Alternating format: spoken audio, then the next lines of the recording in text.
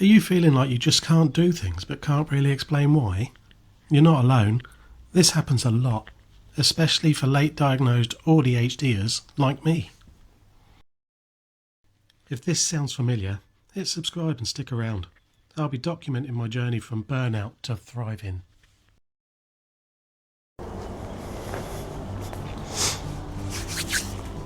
Hi there, I'm Simon. I'm late diagnosed AuDHD. I'm an engineer, a nature lover, and I'm someone that's had my fair share of burnouts.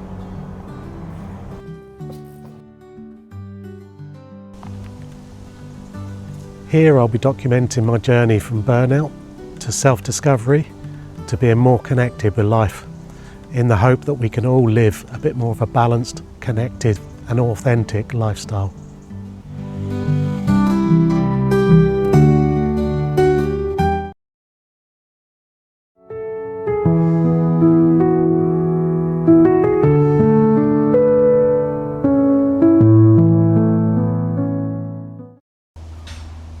So it's only really in the last 7 years that I've become conscious of neurodiversities and the struggles that come with them. And even less time, maybe 2 years or so, I've become conscious of autism and ADHD coming as a combined diagnosis. And looking back now, I can see that I've been through cycles of burnout every 4 to 5 years or so since being at school. And prior to 7 years ago, it was always signed off as depression and anxiety by the GPs and by other professionals. But in 2020, I was driving to work one day and went into an absolute panic and had to pull over, allow myself time to calm down and phone my boss and speak to him about what was going on. Now, my boss had an inkling about neurodiversities and we had a really good chat, and he suggested to me that he'd noticed some things that might be autistic and maybe I should speak to somebody about that. So I went to my GP primarily to speak about what was going on in that moment, and I was again signed off of work for anxiety and depression, and they forwarded me on to cognitive behavioural therapy. So I waited for that therapy to come around. Excuse the fly. And I had a good chat with the therapist about what my boss had said. The therapist kind of agreed, and we went through what the similarities were, what the pointers could be, and the therapist agreed that I should perhaps pursue an autism diagnosis. And for that reason, the CBT was stopped because it's not designed for autism. You get accelerated timings through the NHS, and there's designated NHS mental health hubs for veterans. And by the end of 2020, I'd been put in front of a panel of psychologists, psychiatrists, and they came back and said, yes, Simon, you appear to be autistic, but we'd also recommend you seek an ADHD diagnosis as well. And that came 5 months later into 2021, and that's when I was officially diagnosed with AuDHD, of the two combined. And since knowing about my dual diagnosis, obviously I've been educating myself on autism, ADHD, the two combined, and the struggles that come with it. And if I look back now at my burnout episodes, it's apparent to me that there were signs, and I have acted upon them. 4 months prior to the panic drive to work in 2020, I'd actually negotiated with my manager and my employer a hybrid agreement so that I could work from home and be closer to my family. And it was driving to work from that agreement that I had the panic. The reason for negotiating that is because I'd noticed things like small errors coming on in my work. and increased irritability, and not being able to sit and focus for long. I was constantly getting up and walking around, and unfortunately they've got costas at work, so I was taking in far too much caffeine. Other indicators are things like hitting snooze more in the mornings. I've never been a massive get up and go type person, which was fun in my army days, but more so now I was hitting snooze because I didn't want to face the day, not because I was tired. I also had little interest in doing things that, I used to get excited about. Mountaineering, mountain biking, fishing, being on the water, in the water. They were all things that I started to put off and said, I'll do it next time I'm free. But next time never came. And now, looking at it and trying to learn from it, I realised these were times where my energy reserves were wearing thin. And I can only think that the 4 to 5 year cycle is an indication of how long I can mask for as an AuDHDer, and then I just can't anymore. And that's when burnout hits. Yes, at the moment, talking specifically about burnout within AuDHD. But as we know, it's not just a neurodiverse thing, and there are different forms of burnout.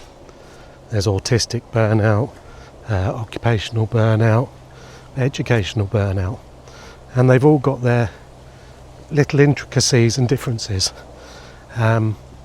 We live in a world now where everything is increasingly 24/7, and during that 24/7 we're bombarded with computer screens, mobile phones.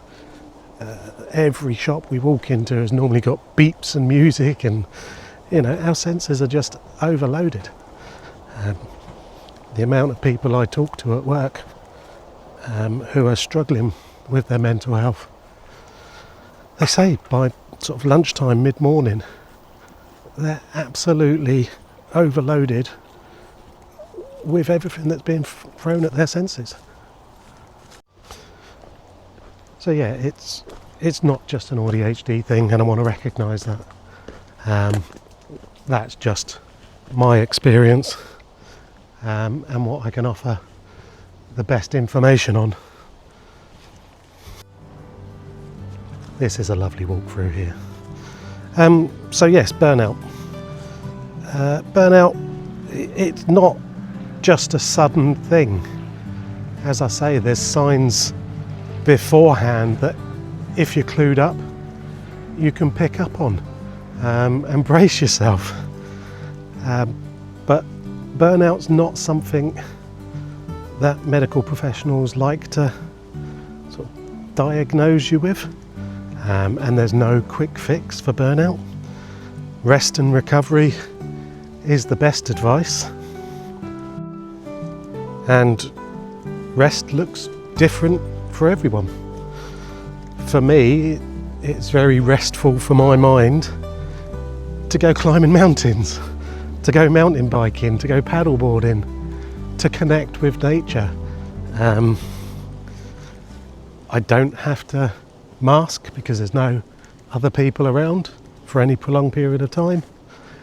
I generally have my phone in my pocket in case needed, but it's away and I'm looking at maps, using compasses, away from the technology that tends to hurt my brain, I think. So, as I say, burnout just doesn't come on in one big crash. I remember one day sitting in my van after driving to work, and I just couldn't get out. But the weeks prior to this, I'd been noticing more irritability, overwhelmed by the numbers of emails and things like that. Physically, I was exhausted, even after a full night's sleep. Emotionally, I felt numb, like I was moving through life without purpose, and purpose is something we'll come on to in later episodes. And here's the thing, as someone with AuDHD, I spent most of my life masking my struggles, adapting, pushing through, but the masking, that's what takes the energy. And when I'm burnt out, I just don't have that energy to give. And that's when the cracks really start to show.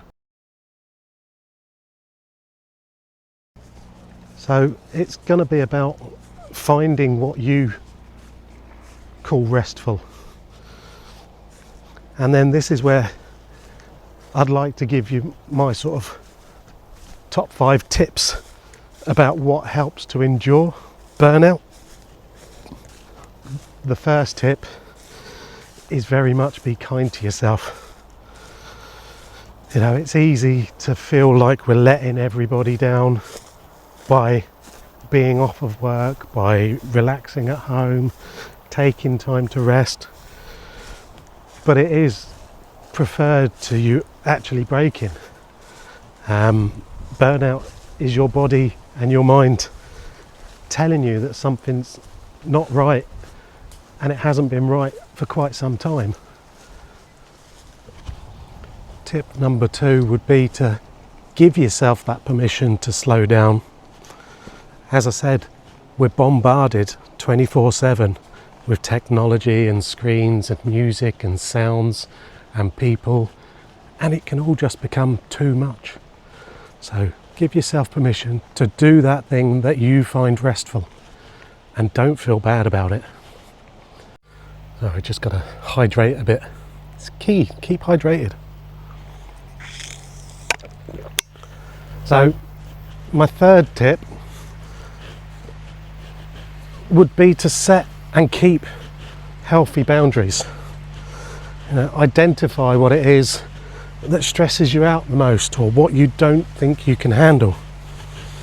And if you don't think that the best thing right now is to go to that reunion that's been organised for the past year, 6 months, make your excuses, make your apologies. Don't go.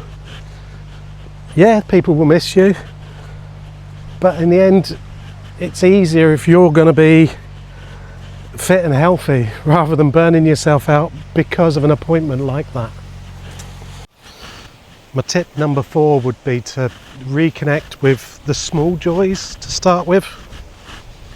You know, you don't need to dive back into your big hobbies and go and summit Snowdon or Ben Nevis. Start with the little joys. Take yourself out for a walk like I'm doing today, and take time to observe things in nature. Whatever else you find joyful. Something I honestly struggle with. It's part of autism. But do things that make you restful if you don't recognise joy. Things where your mind stays calm. And my tip number 5 for all of this is let's normalise talking about these things. You know, you've seen the early signs that can be there. As soon as you see them, talk to your partner, talk to your family, talk to your GP or other health professionals about what's going on. You can then get a head start on strategising to help you endure it. The bigger connotation is if we all start to talk about this and normalise it, they go away. They become normal. We as a whole introduce strategies to fight against these things. So these tips and little changes, they didn't cure the burnout, but they allowed me to endure it, and they stopped me from digging the hole deeper. And that's where you're able to start climbing back out. If you've been watching this and thinking that this is all me, there's just some things I'd like to reassure you. If you're feeling burnt out, you're not broken.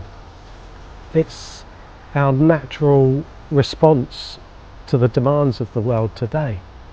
We're pushing ourselves 24/7 for years on end, and at some point our body's just saying, I need to rest, and that's okay.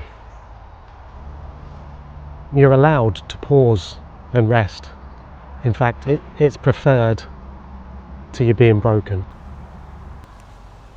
And you deserve that support from your family, your friends, the medical professionals, or just some random guy on YouTube. I'll support you. Just drop a comment below and we'll have a chat about what's going on. Burnout can feel isolating, but the truth is, so many of us have now been there, we just don't talk about it. And talk about it is one of the first steps to breaking the cycle.